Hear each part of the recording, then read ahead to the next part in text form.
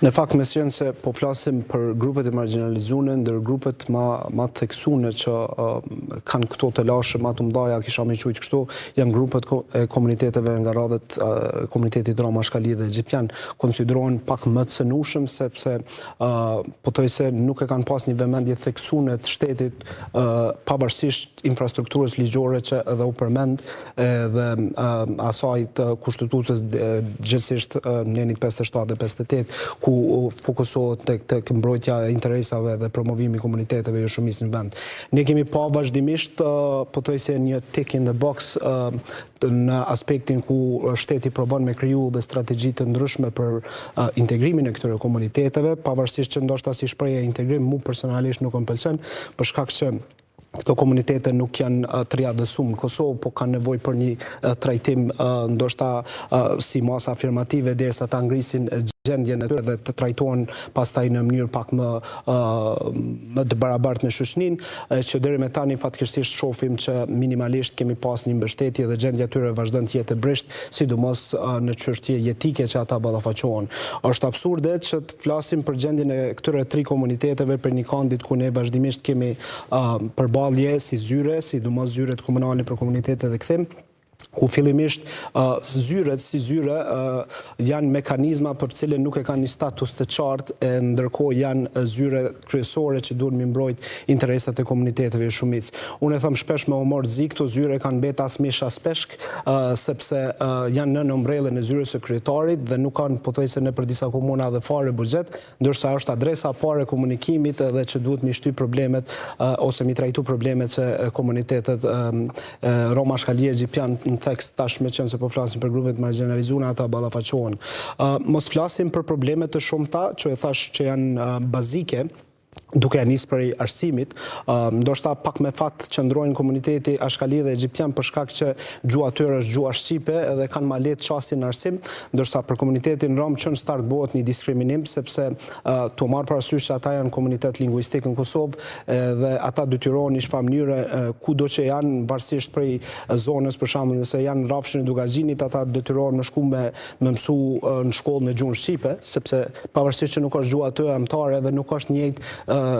trajtimi siç ndodh me komunitetin bosnjak ose turk ose komunitetet tjera që janë lingvistike në Kosovë. Dhe kjo që në start e paraqet një shkelje drejtave të njerëzit, në këtë rast drejtës për shkollim në gjuhën e tyre amtare, për çka shteti vazhdon ende me hezitu, me kriju tekste shkollore apo të paktën me jap mundësinë e mësimit fakultativ në gjuhën rome që për pjesëtarët e komuniteteve në një mënyrë, sidomos ndaj komunitetit rom që mos të asimilohen ose të kenë efekte tjera. Nuk po flas për çështje tjera që pastaj lidhen zinxhir përmes sfidave që është ndërkryesore arsimi. Atëherë kemi pengesa kuptohet edhe në punësim. Ju e dini që në bazë të ligjit për zyrtarët publik parashihet një 10% i kuotës ku jepet mundësi komuniteteve jo shumicë të jenë pjesë administratës publike. Deri me tani e thamë me plot gojë kemi vetëm 14 punësuar nga radhët e komunitetit egjiptian për shembull, dhe vetëm 2 nga ata kanë pozita udhëheqëse të ulta. Kjo jep me kuptuar që kanë një pabarazi në kuptimin edhe të punësimit në administrat, po edhe të mundësisë që ata duhen me u trajtu në mënyrë ma të mirë të mundshëm, në mënyrë që të reflekton kjo pozitivisht edhe tek gjitha ato mundësitë që ne po i bojmë vazhdimisht me ngrit vetdijen te këto komunitetet. Pra, problemet janë jetike, problemet janë ndër më bazike e që fatkeqësisht deri me tani nuk po shohim ndoshta një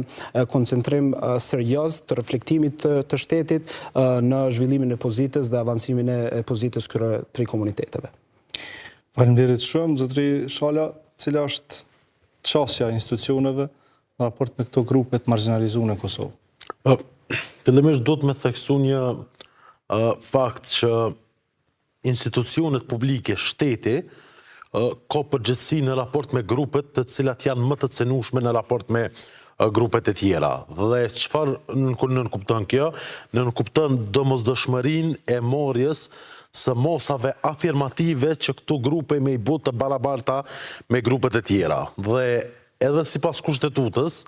këto mosa do të thotë nuk paraqesin diskriminim. Pra, institucionet publike, shteti nuk mundet me u mjaftu me trajtim të barabartë, për shkak se trajtimi i barabartë në raport me këto grupe paraqet paparazi. Dhe kjo është koncepti i diskriminimit të tërthërt sipas ligjit për mbrojtje nga diskriminimi. Do thotë nështë për me bu një dallim, diskriminimi drejt për drejt është kur personat cilët janë në situatat të njëjtë trajtohen ndryshe, e diskriminimi tërthërt është atëherë kur personat në situatat të ndryshme trajtohen njëjtë. Do thotë nëse flasim për shembull tek personat me aftësi të kufizuara, atë nuk mundemi me thonë që po e kena një hyrje që është e njëjtë për të gjithë dhe ne nuk bojmë diskriminim, për shkak se pikërisht që kjo është diskriminim. Nëse përkundër faktit që kanë specifika të ndryshme dy grupet, më pastaj të njëjtat trajtohen barabartësisht dhe më pastaj kjo ju paraqet paparazi në çështje ta zonë në një institucion të caktuar. Më pastaj kjo është e shprehur edhe në fusha të tjera, për shembull tek çështja e përfaqësimit të komuniteteve jo shumicë që e përmendi. Do thotë e para, për shembull, komunitetet jo shumicë kanë çështjen e gjuhës, që është e qartë se përderisa nuk e flasin dhe nuk e kanë në përdorim gjuhën e pjesës e komunitetit shumicë në Kosovë, normalisht se ata do të jenë më të cenueshëm në raport me komunitetin e tjetër. Dhe çfarë nënkupton kjo situatë? Nënkupton domosdoshmërinë për ndërmarrjen e mosave afirmative.